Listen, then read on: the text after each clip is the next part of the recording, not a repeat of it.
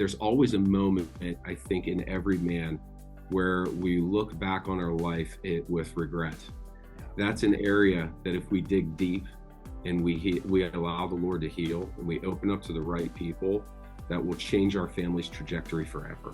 There's a part of us that's unhealed. And if we can focus on that part and with kindness and curiosity, just go there and ask the Lord, Lord, when did I accept this lie? Or when did I develop this belief about myself? Or when did I experience this pain? And God, where were you in those moments? When the Lord heals that, it'll change everything. And you will be set free to be the dad that you really want to be. So go there. Be brave enough to go there. So you got the team of 5 though, kiddos. Age range, what's the youngest? What's the oldest? Okay, youngest is 3 and the oldest is 13. Okay, you got the decade represented. And Yeah, it's been crazy, but it's been awesome. well, give us a crazy or awesome story. It's fun to kind of get a little peek into your family. So either crazy or awesome or a mix of the two, something that gives a snapshot of your family. Okay, so we have the 3 biological children, Noah, Nora, Judah, and this is quintessential firstborn, secondborn, thirdborn. You know, the firstborn has the order, the schedule, great at math. He's, predictable. He's kind and, very clean, and he has his stuff together. The secondborn came out just a magic puffball. There's just stains in the carpet everywhere because of her, and I love it, dude. I love it. She's wonderful, so creative, very quick-witted. I tell the boys, do not get in a words argument with our daughter because she's going to win. And then the youngest, Judah, youngest biological, we call him tough and tender because he'll punch you in the mouth and then pray for you right after. And then Lauren and I had been on the adoption journey for a long time, and I really had it in my heart to foster. And it was interesting. The adoption journey was very it was very difficult for us, candidly. And so we got our first call right after we got approved, and we brought in 2 little girls who were half sisters, and they have been absolutely fun and also extremely difficult. It's been the ride of our lives, you know what I mean? So um I'm just enjoying every moment though. Yeah. Hmm. Well, it's interesting because when a dad says, "Man, this has been hard," and then quickly thereafter says, "But man, I'm enjoying every moment." We know that that's not true that every moment, but it's a posture. It feels like it's more of a posture of I'm going to choose to be thankful, and I'm going to Yeah. choose to look for the joy in the hard. Sometimes the hard is a day of hard and then a few days of delight, but sometimes it's a whole year of like I haven't seen the bright spot. And I'd love to hear just a little more on that principle, which I know is true about you. Like the way you carry yourself, the way you talk about being a dad, Zach, is like choosing joy, choosing a posture of thankfulness. Would you go into Yeah. that? Just why that's so important? Yeah, yeah. I would say it's walking in unconditional love that is the foundation of all of that for me personally. I had a mentor, a father figure in my life, really teach me the principle: love people where they are, not where you want them to be. And and man, I get that tested with the foster girls because they're older. I mean, they're they're 3 and 5, but developmentally delayed because of their situation. And one was it's just not potty trained. Well, both of them were not potty trained when they came to us. And I'm holding them, holding one, and is having an accident. She can't make it to the bathroom, and I put her down on the ground, and I'm like, wait a second, I would never do this with my biological children. And so I picked her up and I just let her pee all over me, honestly, just being frank here, Mm. because she deserves unconditional love too. And unconditional love changes it. I've seen it change a brain, heal trauma, open up vocabulary, bring stability. And so we have to choose joy, and we have to choose walking in love. And it's difficult. It's so difficult. And what slips out is conditional love. It slips out Mhm. of all of us dads because we see something that we're like celebrating and all of a sudden we gush more love because that's what we're hoping for or that's what Yeah. makes us feel better in the short term, right? It slips out of Yeah. me all the time, conditional love. Right. and it Right. was modeled for me. My dad modeled a strong, I'm going to bring a ton of love and praise and cheer when you succeed and accomplish. I think that generation is like, it just was, there's a lot of cheerleading for like when we make the right choices. Um, Yeah. but Yeah. what do we do to not like, that's the default. That slips out conditional love. How would you encourage me to catch that and to take another course of bringing more of that unconditional love? Yeah. So encouraging you, my man, a guy that I look up to, and really appreciate your wisdom that I've been able to receive over this podcast.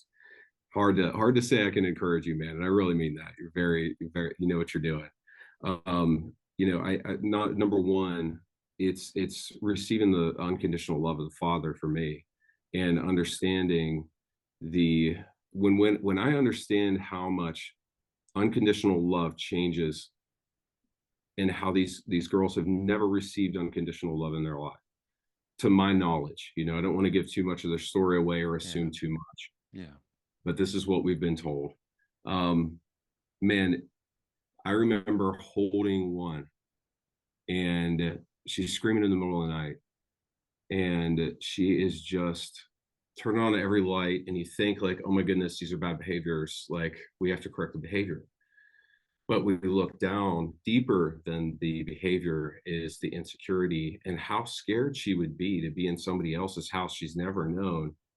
And from all we can tell, she's been living in fear for a long time, and her brain is, so she didn't even really speak, and she's a little bit older. She didn't even really speak. She couldn't tell us her name, and so I'm holding her and looking her in the eyes, trying to at least. And I said, "You're safe here. You're safe here." And I just said, "Look at me in the eyes. Daddy's going to keep you safe. Zaki's going to keep you safe, you know?" Yeah. And she said, "I'm safe." It was the first sentence she said to me. It was a question. "I'm safe?" I said, "Yeah." And she says, "Okay." And then she just went boom and fell right asleep. She fell asleep for 13 hours that night. She hadn't slept. Oh, I mean, the pains of the up and down in the middle of the night, right? yeah. She was just she just fell asleep for 13 hours, and then her vocabulary started to awaken, and she's been a different girl. Now there are ups and downs along the way, but understanding and seeing the tangible life change that unconditional love, I have to continue to go back to that and understand there's various levels of that. So when the behavior is, and when, like last night, I mean, man, it was a really tough night. They're going back to their home and coming back to us, and they're all over the place. But then when they come back to us, they're extremely defiant, and will try to take the emotional gauge of the whole room to a completely different place than where it should be. And I don't want to operate in unconditional love at that time. I want to withdraw and have them work for my approval. But I know what that's done in my life, and I'm not gonna let that happen. It's a commitment. you know Yeah. Well, I want to jump to my wedding ring. So I'm holding my wedding ring up now. If you're watching on YouTube, you can see. And the wedding ring, like reminder, because it's always right here on my finger. But to show to your kids, I love how you use this as a tangible reminder of commitment. And there's a phrase of, I believe it's, "I'll never leave you." Is that the one that ties yep. with wedding ring? Could you explain how you've lived in and invited dads to live into that, but also why you show your kids your wedding ring? Yeah, so one of the first, so the father code is based off of 6 codes to become a more intentionally connected father, and the first one is, I'm never going to leave. Now I understand people have various circumstances and difficulties within marriage and all of those, but that means that we're going to be present in our children's lives. We're going to be a voice in our children's lives. We're going to be there for them. And I assure my children, "What does this mean?" And they say, "That means you never leave me." And I say, "That's right." And even our foster kids will say that as well. They know that as well. And so there's an assurance that comes when dad is loving mom, a security that comes whenever mom and dad are in love with each other. And I let them know how much I love their mom, and I'm not going to leave her. But it's commitment, because when we were in youth ministry, we saw the kids um, whose homes were more stable, who had a father in their house, or even a father figure, who maybe a stepfather, or even a foster dad in their home, who was very stable. Those kids I saw they made it a lot further in life, and we could see the census statistics that when a dad leaves, there's a higher propensity toward violent crimes. There's a higher propensity toward incarceration, and there's a fatherless epidemic in our culture today. Uh, if I can inspire one man to stay and to be engaged with their kids, like all this work is worth it, you know? And that ties to, I've used this phrase, and I've loved that you use the same phrase. This idea of what are we fighting? I want to see men and dads fight, and the best kind of fight though, not fight against your family, your kids, your wife, but like be the dad who fights to stay, that fights for their heart. Like I heard you say in a couple different places when I was getting ready for this conversation. I just love that perspective of it's going to be hard. It's going to be a fight. It's not, you're not always going to feel like you're winning, but to fight to stay. Uh, Explain a little bit more of why like that, even that language or that strength that you kind of challenge men with. Well, our marriage ring is a covenant. It's a covenant Mm. reminder. I've officiated well over, probably it feels like 200 weddings in my life. Yeah. Because I was a college pastor for a while when You people could, got married, and the youth pastor when people got married. They would always. So I just had an abnormal amount of weddings that I've officiated, but it's a covenant reminder. Every time you put that ring on, it's a covenant that I'm never going to leave you, and I'm going to love you unconditionally. And man, it is easier to leave now than it's ever been, even to disconnect, to cheat on our wives with work, and to develop a whole different lifestyle outside of our family. We've got to yeah. fight for it. The temptation's all around us.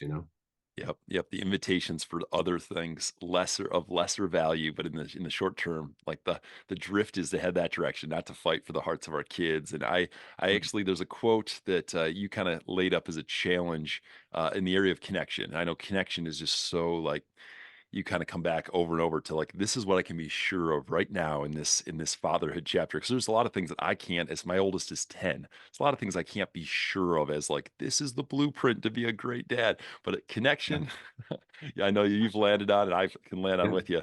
This is or a sure thing. So you said, how can your children one day remember your heart if you are not intentional to connect with theirs? I love just like, okay, because I want my girls to like think back and to know my heart. My heart was for them. My heart was like what really mattered to dad. I want them to be sure of that.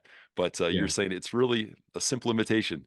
I need to be intentional to connect with their hearts today. I love it. Would you kind of expound on that a little bit? Yeah, I even look at it with our staff team. It's talk to them about things that don't matter. So when you have to talk to them about things that do matter, they can actually hear you. Yeah. And I think that the intensity, especially if you have a little bit more of a perfectionistic personality, which I can lean into in when I'm unhealthy. Um, it is to correct, and it's to drive, and it's to make sure everything's in order and move forward. And we care about things a lot of times, and correcting things that don't matter in the long run. It's like they're going to know their ABCs. They're not going to say NMNOP, by the time they graduate high school.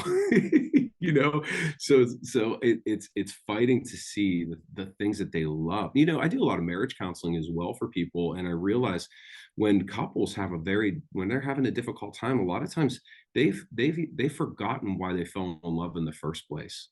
And so we have to be intentional to know our children's heart, and to know our spouse's heart, but to know our children's heart, and to know what wakes them, what excites them, and come behind them to help them be the very best version that they can be of themselves. Yeah. Yeah. I could share a lot of fail stories when I chose to go short term, try to change the situation versus connect and keep a connection with my daughter's hearts. But I'll share just for because I think it'll help us go deeper into this one success story.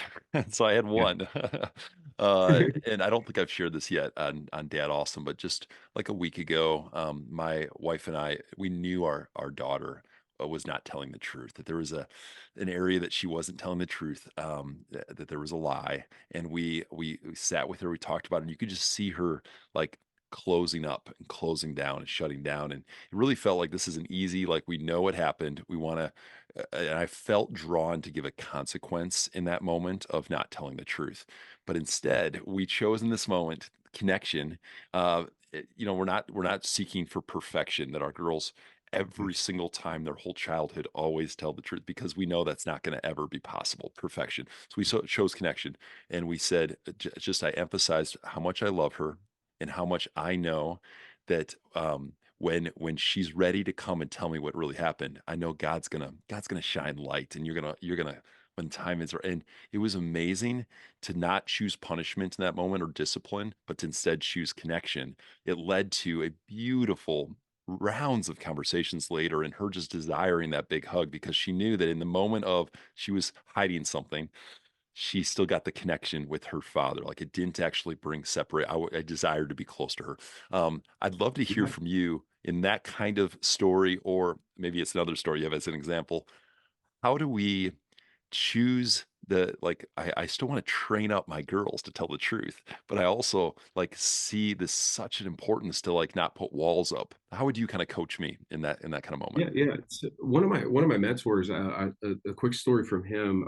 His daughter was older, and she was probably about 17, 18 years old, and she had made a really bad mistake. She told this in her church, so it's totally fine for me to Yeah, to yeah. share here.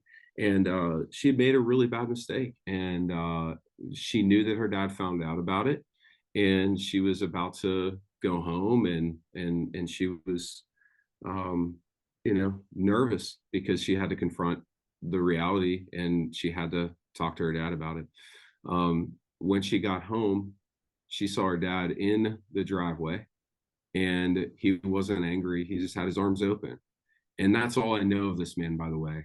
I mean, just unconditional love. He's been my example of it. And I've annoyed him quite a bit in life too. He's like a spiritual father to me, and he just shows me unconditional love like crazy. And but he just held his arms open, and she got out of the car. He said, "You've beaten yourself up enough." He's like, "Come here," and he gave her a big hug, and he loved on her, and he just said, "Now don't do it again," And that was an inspiration for me. That was a huge inspiration for me, because our kids know when they're doing wrong, and if we really trust that the Lord is shining light in their heart, they've got that. The Holy Spirit is the best follow up with them. So we've actually taught our kids, hey, if you tell me the truth, you're not going to get in trouble. Right.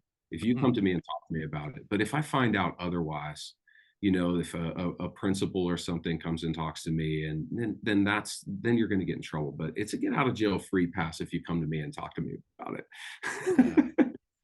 Yeah, They I can take love advantage that. of that. We have to be careful, but Yeah, the visual though of the father, this mentor of yours, the father with his open arms, that's a powerful visual. And I know that there's something about, as a dad, our hands that I haven't really heard articulated the way you've expressed in your book and in some of your teaching about uh, that our hands, how do our kids think of us and think of our hands as dad? Uh, I know we could take this a bunch of directions, but could you just explain some of the facets to a father's hands? yeah, one of the codes is that we're going to use our hands to express love, not produce pain. And shoot, you got me in the feels right here, man. That one always gets me, because so many guys that I work with, I love them, but their dads were so harsh, you know. And so when they see their father's hands, it's it's a reminder that their heart.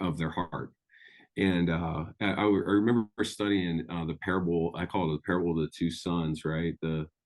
Um, the ones returning home, and like every detail, he's taking off his signet ring, he's using his hands to coat the son who was running away. He embraced his son with his hands. And that's just a value personally that I have. My kids, when they see my hands, they're going to remember the time that I nurtured them. They'll remember the time that I protected them. They'll remember how strong they are. They'll remember them as having splinters in because I'm a carpenter. And, they'll remember having oil on my hands after we changed together, but they'll remember my hands to be my number one way to express love, uh, in that connection with them by embracing them appropriately. Every kid needs that. And I haven't really heard like the hands being, you hear about words, speaking blessing, speaking life, using encouragement words, but like I love this like encouragement to all of us dads to think about how our hands can be an expression of that love. I'm curious because every daughter has a different age that like I'm a little too old to hold my dad's hand when I'm out on a walk or different places. Your daughter, who you guys just went on this adventure, not adventure, I mean, it was adventurous, but you guys went on a mission trip together. Does she still hold your hands when you're walking like through a subway or different places? Oh yeah. Oh yeah. Yeah. I So tell her she can sit on my lap till she's 40, and I'll say, I don't know if that's that's weird, but yeah, the you know my closeness. heart, girl. Yeah. So I kind of have already teed up the story, but would you share a little bit about why you took your daughter on this trip? I think you guys just got back like a week or two ago, and just a Yeah. little bit about the trip. Yeah, so we took I take my kids on mission trips just right around the age of 10, 11 years old, right when they start to realize like, how expensive the world is, but they think that we could buy everything. I teach them how the world really has to live. And so I took my oldest to Peru whenever he was 9. The pandemic shut down a lot of travel. And so it was a little delayed with my 11-year-old now. But I took her to, it was right, took her to Asia, and we worked with some people who are in the most difficult circumstances in the world who do what I do, and I look up to these people so much. Amazingly, my wife's family were missionaries in Japan, and this man comes up to me, and he's an English man. You could tell obviously by the way he spoke, and so I introduced myself and I asked where he lived. He said he lived in Japan. I didn't think about it. My daughter is that the same night asked to pray over the same man. It was kind of interesting. They wanted somebody under 30 praying for someone over 60.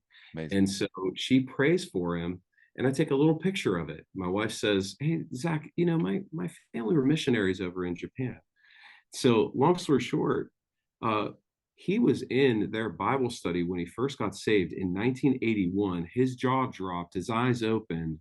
And, it was just a beautiful moment for my daughter to see like this is generational.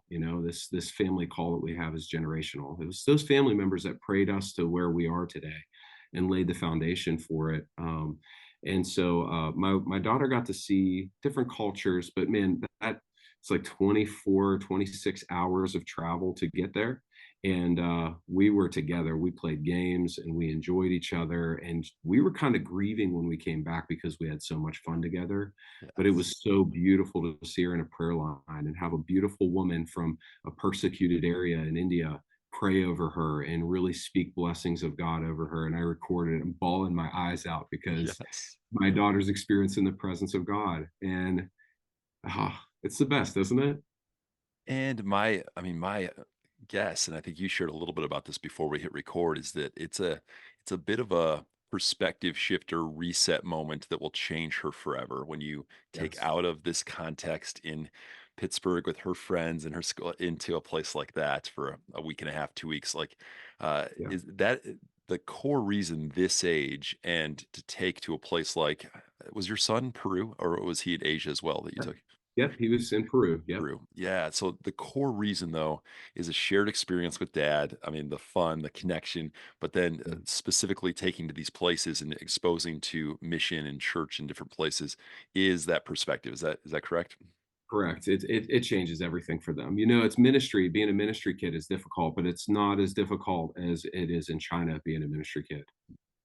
Yeah. And so that's about all I can say about that.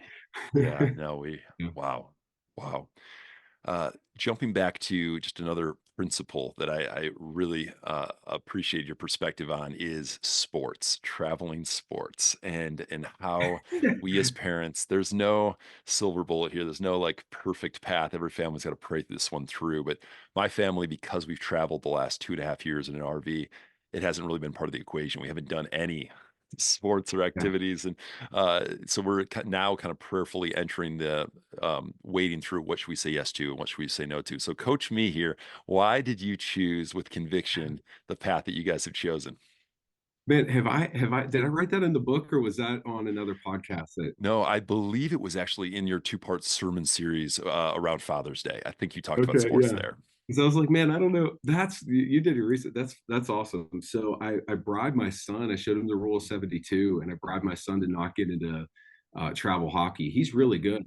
But as I talk to people, I mean, realistically, if you're good, they're going to find you. And a lot of times, what I've seen is, you ask the normal travel hockey dad, "Hey, how is it?" The first thing he mentions is, "Oh man, my wife and I are separated every weekend, and I can't keep up with my credit card bills." And so I was blessed that this guy actually shared that story with me because in front of my kids, so I could say, "Hey, Noah, listen, it's going to cost us X amount of money a year to do this. How about this? I'll show you the rule of 72. Here's $1,000 a year in a mutual fund. And this is, if we get this interest rate, this is what it's going to turn into by the time you're in high school." He's like, "I'll take that, Dad." you know? That's amazing to use actually a money and a clear, like you're also teaching a principle about investment and man, seed now and then even the rule of 72 and different interest rates and like understanding. I I think that's fantastic. Also though, the one sport or one art, I think you mentioned something about let's make sure we're cheering for each other versus everyone's going separate ways. Can you go a little further Yeah. into kind of that hope? Yeah. Yeah, yeah, we want our kids to be there for each other. Like, we say in our family, friends come and go, but families forever, and we realize that in our lives. Like, Lauren and I, my wife, we're lifers with people. Once we're friends forever. However, there are different seasons that bring different friendships. But one thing that is constant that we want to be constant in our family is our kids will be best friends, and they love each other. They're cheering each other on. They're there supporting each other, and it can be boring for them, and it could be a lot in one season. But we do limit our activities because we want to be engaged as a family, and we also want to raise our kids in church. So important to us. Now, what I see as a pastor is people will be traveling over the weekends and they're not investing in their kids spiritually. That's right. Yet there's like a 2%, I mean, less, it's probably like a 0.07% chance that these kids are going to become professionals. And we think we're doing this because like they got a shot, they got a shot. I mean, let's look at the statistics here, but everybody has an eternity. And I want to invest in my kids' eternity. So that's where we value and that's where we invest. Yeah. The quote that I picked up from, I believe it's from one of your mentors again, was around, hey, rob your sleep, rob your hobbies, but never Yeah. rob your time with your kids. Did I get that right or am I close? Yep. Yep. Yep. That's right. It's about being both there and present. That's another one of the values that we lay out in the Father Code. I'm going to be, not only am I not going to leave, but I'm going to be there and present.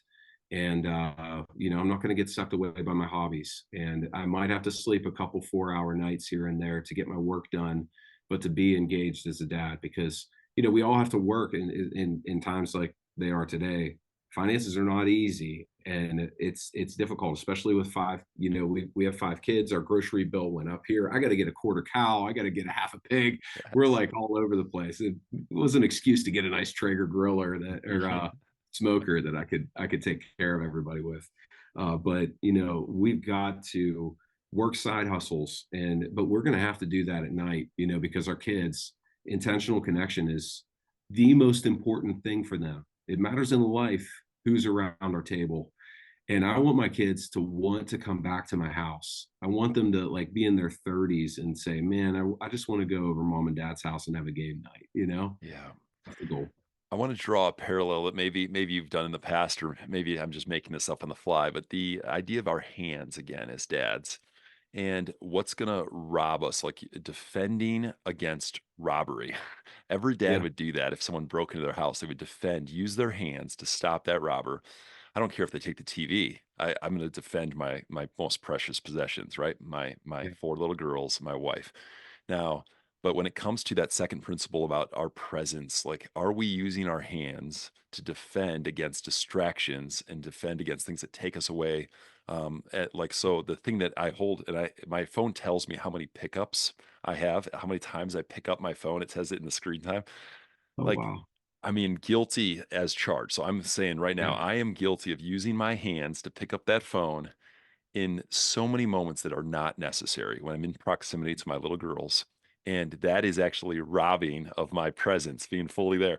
So I Yeah. don't know if that resonates with you of like that's a problem area. Another area though could be, as we mentioned, our hobbies, our other interests, our things that distract us, get us out of the house, away from. I mean, even ministry could be if I'm connected in Yes. all these areas and serve, serve, serve but I'm using my hands to help others instead of my little girls. So it kind of goes full circle all over the place. But yeah, what are your thoughts on the distraction side of technology specifically? Oh yeah, yeah. We have to set up. My wife and I set up pretty strong boundaries on that. Personally, we hold each other accountable. I don't want my kids to look at me and or think about me just with my head down. I'm convinced that our thumbs are going to be huge and our necks are going to be forward like this, because it, we're just so distracted by it. Eye contact, appropriate eye contact is everything. I actually grew up in coming from an abused background, I didn't know how to make eye contact with people. I didn't want to because it brought too much shame. I didn't know that I thought that I was worthy of it. But every child needs appropriate eye contact, appropriate touch, appropriate discipline, and appropriate attention. And we cannot get distracted from being engaged fathers. I don't want my kids to remember me in my phone. I want them to remember me locking eyes with them. You know. Yeah. Zach, we've only hit like kind of done a flyover of three of the kind of key principles from your book. And I'm just curious, were there a couple other areas when you think about Dad Awesome and just like some things you've learned or like convictions that are deep in your heart that you're like, man, I want to share this? Any kind of top of mind things we haven't touched on yet that you're like, this would be helpful for us? You kind of touched on it when you said imperfect and in a certain area. Like there's no such thing as a perfect father, right? We could strive to be a good father, but what is a good father? What's our definition of it? And I think two things. Number one, that we have to have a vision for our fatherhood, like we would leading an organization, like we would, uh, building a tree house. We have to have a vision for it, because I see a lot of men stuck in their past and they say, I'm not going to be the drunk dad. I'm not going to be the dad that was critical of his kids. And then what happens when you focus on not being, you end up being the very thing you didn't want to be. And so it's not enough to not be, you've got to know where you're heading and set goals. And that was the purpose behind this. It's like, man, I'm going to be a connected father. That means I'm going to make eye contact with these kids. I'm going to be there and present. Value I'm going to receive value from the father above my value for my paycheck. But the second thing is to be an example in repentance when not in everyday life. And I can't tell you how many times I've apologized to my kids in the midst of my imperfections. It's like I feel bad for the firstborn, right? Because you ask them, they're the trial. I remember they handed us the baby in the hospital, and I remember thinking, like, this is it. You actually trust us with him now? Like, okay, let's go. And I feel so bad because, like, early on we disciplined him way too harshly, and I've apologized to him for it. I've been critical of him at times, and I've apologized to him for it. And man, that apology, it goes so far with them to know, like, hey, dad's imperfect, but he's trying, and he's taking ownership in the areas that he missed it. And I tell my kids, I'm not going to be a perfect father. I'm going to do some things great. You're going to look back and you're going to say, man, that wasn't so great. Whatever we did great, carry it on. But whatever we didn't do great, fix it and keep on getting better, you know? Yes. We call it Dad Awesome plus three. Like, could you just be a dad who finds three other dads and grows That's awesome. together? It's just Yes. simple. It's not, you don't have to be a ministry leader and gather the dozens and dozens of dads. It's like, could you find three that would say yes to grabbing a cup of coffee and having a conversation and growing together? It's rare though. Like when I ask, and I've gathered Yeah. guys all over the country, and I said, when was the last time someone invited you in to around this subject matter of dad life, being an intentional father? And it's, I mean, 99.7%. It's, oh no, you're the first one to invite me as I come through with my RV and invite them. It's wild how few, Yeah. because I believe we all, as dads, feel insecurities, inadequacy. I don't have what it takes to lead well, and I'm not a perfect dad, so I certainly can't lead others. Like, throw that away, throw it away. Right. All you have to do Right. is be an initiator, an inviter, and say, I want to grow with you guys. So that's my heart. I know it resonates with yours. This is like you wrote the book because grow together, do it together. It's a 2-hour read. Your book, it's written for dads. It's not like a crazy Yeah. long. Show me But the I baby, don't tell me about the delivery, right? Yes, yes, let's get after it. Let's get after it. Get to the point. So why is your heart in the same, like, guys have to gather and grow together? Would you go a little deeper why it matters? Yeah, one of my good friends is he's quite opposite of me. He's very direct, and people tend to be a little intimidated by him. And he's a CFO and he's a chief strategic officer. Really, really, really good friend of mine. And my son was acting up. One of my boys was acting up at school, and he looked at him and he corrected him.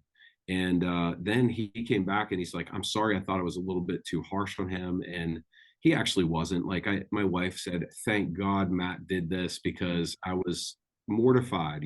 My son was just running around like crazy. Um, and I think that it does take a a group of men to show these kids, to show all of our kids what manhood is all about, and to hold each other accountable in the context of a group to being a connected father, because all of us have those moments when we want to run, when we want to give up, when we want to just flip out. Every one of us has, but we got to have a lifeline, and our kids have to have multiple examples to say, "Hey, this is the norm that I grew up in." I had Yeah. 3 or 4 guys speak into my life, and they were there for me when I needed them. They celebrated my adulthood. They cheered me on. They championed me. They were friends to my father to make sure I was an engaged dad. That connection is everything, right? I love your heart for that, Jeff. I mean, you do such a good job of inspiring connection, man. Well, you're adding though a deeper layer. So the layer I was kind of teeing up was just, man, I don't grow. I drift back towards being dad average. I drift right out of Yeah, headed towards dad awesome to like, no, that direction without brothers who help yeah, me follow through on my intention. I'll have good intention. Will I follow through? I need guys in my corner. You jump to it's the so second true. layer, which is your kids' little eyes. They're watching dad, but man, if they can watch some other men who love Jesus and love their wife and love their kids, how the Yeah, impact multiplies. So I love that you went to the second layer. There's yeah, it's worth the work though. It's worth the work of finding these men and growing these friendships because it's if it was easy, we would all have it. It's right. hard stuff. We got to fight for it. Like you You again do. encourage. We got to fight with our attention, fight for that connection, fight to stay when it's easier to leave. I'd love Yeah. to give you a moment, Zach, for just kind of last words. Any last things on your heart that you're like, oh, do this. And sometimes the framework is when you think forward to your kids having their own kids.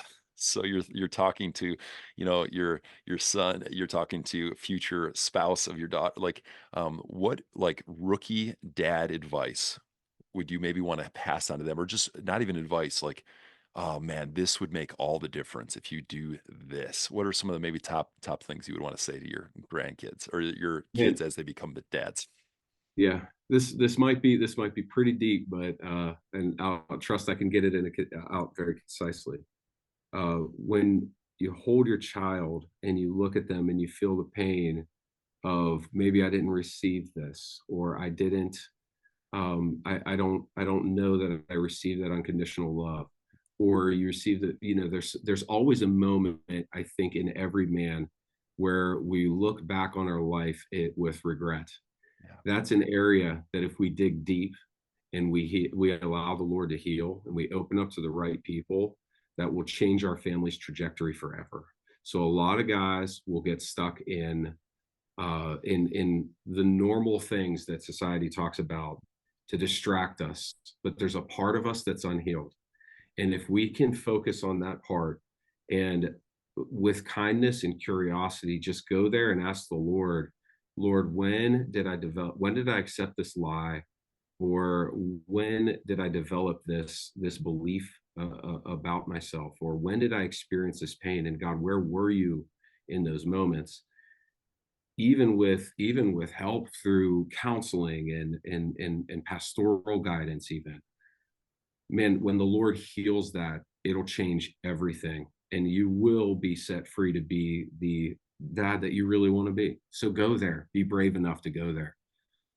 that is the principle of 72. Like that is the compounded, like when we go there, it pays itself back and it multiplies and multiplies and multiplies. Yeah, So yeah, yeah, I'm so grateful for that encouragement and that challenge, because it's going to be a fight to get into that with the counselor, potentially with a pastor, with a therapist. Like it's going to take work, but when we're healed, it multiplies forward healing and freedom and life. So, Zach, I'm yeah. grateful for you. In the show notes to this episode are going to be all the links to your Instagram, to your book, to the book website, to other even teachings you've done on this topic. So, thank you for this time. I'd love to invite you. Would you pray over all of us, dads? Yeah, absolutely. And Jeff, thank you for your work, man. You're doing a great thing here. Thank you so Absolutely. much. So pray. God, thank you so much for every man listening to this, God. And I thank you. You've called them to be the father in their families. It's not an accident. It wasn't their choice only, but Father, you set them apart for such a time as this, and you have empowered them to lead their family, God. Thank you, God, that they rest in that grace, that they heal, that they live out their divine purpose, and that they use their hands for love. God, thank you that their children will look upon them and they will see a father who expressed unconditional love to their children and will change their families forever. God, thank you for Jeff and for this amazing podcast. Bless it, God, in every way. In Jesus' name we pray. Amen.